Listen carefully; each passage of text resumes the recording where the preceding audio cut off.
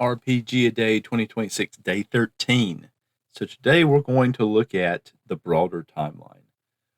When the star fell, that's what we're going to look at as our established point. So what things do we know that have happened that the star fall had to precede? One is the Iron Golem and its collection of its own uh, retinue of allies, and the other is the evacuation of the city, and which of course eventually led to the building or perhaps the expansion of another uh, settlement into a larger city. So now let's look at the minimum timeline. The Iron Golem has 4 allies. The Iron Golem obtained sentience from the Starfall and realized that it would not be welcome in the city where it was, as it was set up as a guardian of some sort, mindless guardian, and it would have to leave, would have to have enough encounters and enough positive encounters to have acquired these creatures as allies. So the probably would have headed for the hills, knowing that the destruction would give it essentially cover from any that might seek to pursue it if it was concerned about that. So in the hills, you get 3 encounter rolls per day. 1 in 10 of those is an encounter if there's no kind of patrols or anything. If there are patrols in a settled area, it's 1 in 20, and if there's a patrolled area, it's 1 in 12. Because the village was destroyed or destroyed enough that there was probably evacuation going on, it was probably not being patrolled much. Although there probably was a lot of action, probably survivors evacuating as such. So it wouldn't have been much of a chance for an encounter leaving the city area, because that would have been a settled area, and then going into the initial part of the hills would have been lesser chance. But once it got into the hills, and maybe once it got settled into the ruined village and just started exploring around, you'd get 3 per day with a 1 in 10 chance. And on the reaction roll table, it's a 25% for a positive reaction, immediate action, which to me would mean being allied. So if we look at that, to obtain 4 groups of allies, single or group, 4 different creatures, you would need 16 encounters. 16 encounters would take 160 encounter rolls because of the 1 in 10 chance. So with 3 per day, you're looking at 53, 54 days. So almost 2 months. And if you factor in again the time leaving the city and the area where people are evacuating, so there's a lot more attention. So if we consider civilized or patrolled, so there's a lesser chance, you could probably roll that up to 60 days even.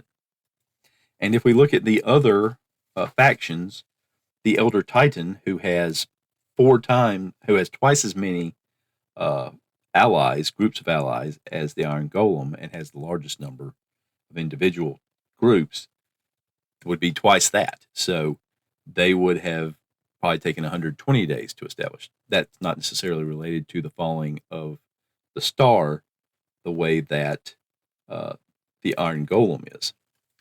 However, the lair of the Elder Titan is in the currently occupied hamlet, which is nearby the ruined city and also near to the current active city. So arriving and being able to conceal themselves and get allies and conceal those allies within that proximity would probably take even longer than that. And that probably would have had to have been established at least during the time when the new city was being built or expanded upon. I think it's safe to say that the site of the new city is probably where there was a location of at least a village and possibly a town. So a village, probably more likely a town. A village is, in the AD&D Dungeon Master's Guide, 600 to 900 population versus a town 1500 to 6500, and then a city 10,000 to 60,000. So let's roll on our table here and roll until we get one of those results, either a town or village. It's a well, twice as much chance of a village as a town. So let's just roll a d6, and if we get a 5 or a 6, it's a town. And I got a 5. So it started off as a town, and it grew into a city as refugees came in, and as new people came in looking for new opportunities. As the old sort of order was fading away, that opened the door for newcomers as well. That's probably when the Elder Titan was able to sneak in.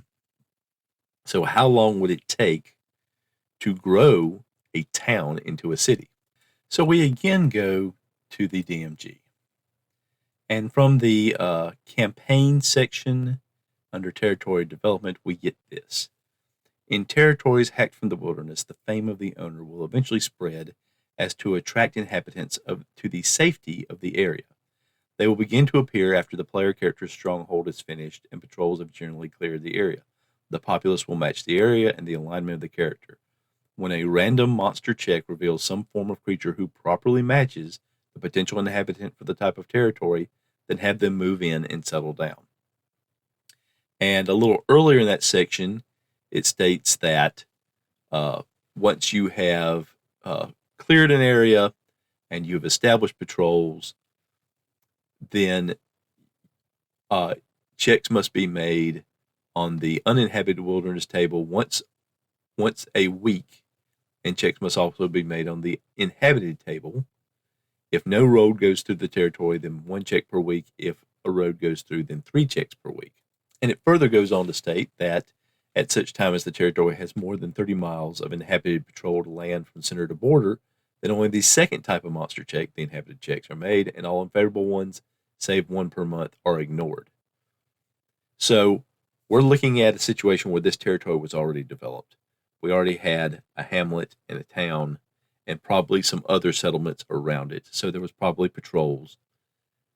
So we're looking at 3 rolls per week, ignoring essentially the dangerous ones. So everything else would essentially be probably settlers, or a type of creature that could be interpreted as settlers. So that is going to be the process. We're going to roll on tables, see how long it takes us to get sufficient numbers of appropriate beings to expand our town, into a city, at least 10,000. So basically we need to know what our starting point is. So what I'm going to do is I'm going to roll, what should I roll? I'm going to roll a d6 for the thousands, which will give me anywhere from 1,000 to 6,000, and then I'll roll percentile dice 5 times to give me up to 500. So here's the d6 roll: 4,000 and 87, 87 and 82. So that's going to be 169 plus 58. That's going to be 227 plus 22. That's going to be 249. And then 25 is going to be 260, 274. So 4,274 to start. And we need to get up to 10,000. But I will save that roll, or those rolls, since I don't know how long they'll take, until the next time. And we're going to build up our city, and then we will have established our timeline. So thank you again for listening. Please continue to enjoy all the RPGaDay 2026 posts that are being made out there on various social media.